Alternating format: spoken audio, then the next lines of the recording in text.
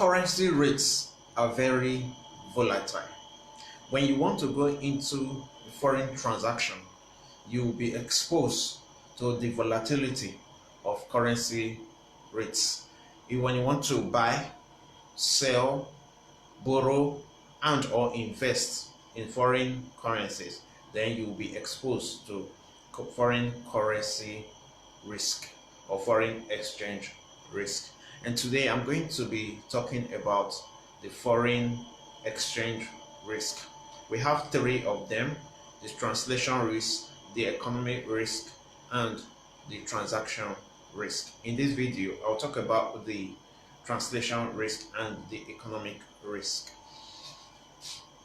The first one I have here is the translation risk. This is the risk that arises as a result of translation of financial statements of a foreign subsidiary into the currency of the parent company. Now, it is the gains or losses arising as a result of translating the financial statements of a subsidiary into the parent company, foreign parent company. So it's not an actual cash flow, it is just a translation. We are converting the financial statements of a foreign subsidiary into the parent company. So the losses arising from this translation is what we call translation risk.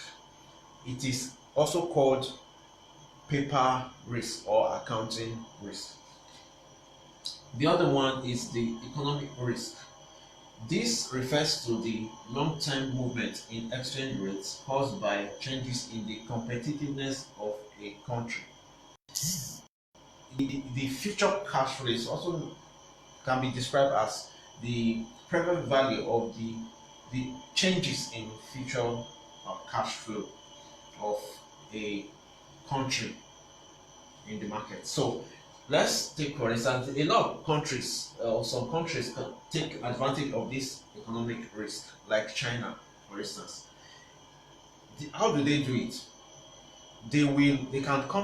A Chinese company can come into the US company and sell the same product. Let's say they sell table, they manufacture table and they bring to the US market to sell. Now, competing with a US company also manufacturing and selling tables. So the US company can place the price per table at $500,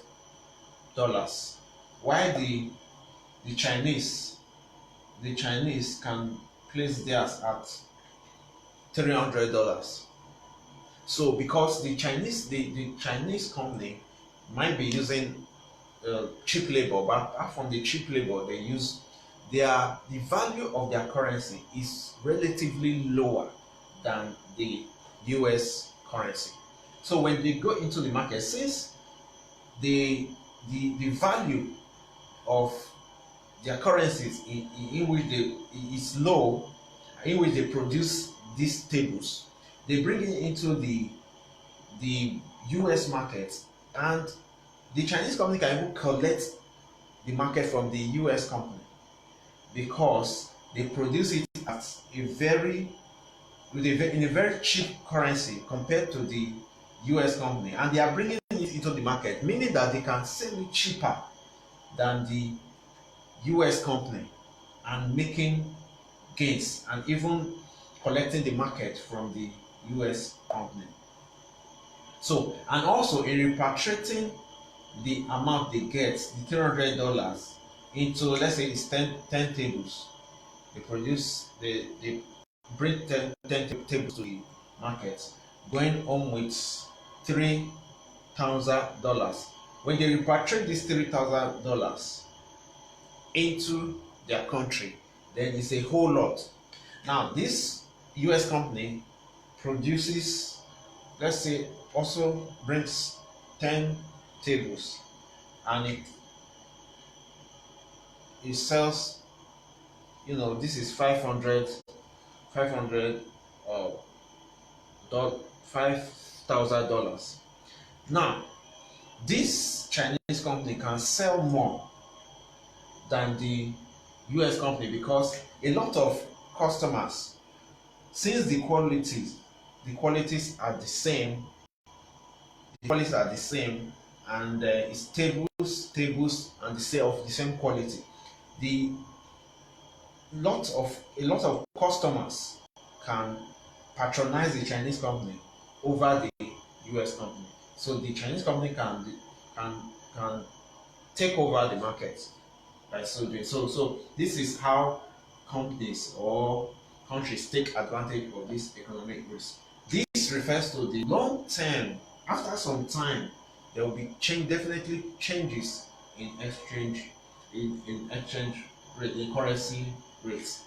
Long-term movement in exchange rates caused by changes in the competitiveness of a country. A country that has a currency that's relatively low to another country, we may have advantage by producing a particular product and bringing it to the market in the country where the value of the currency is higher, and they sell it at a cheaper rate, and they sell more, and when they repatriate the money back to their country, they make a whole lot of money.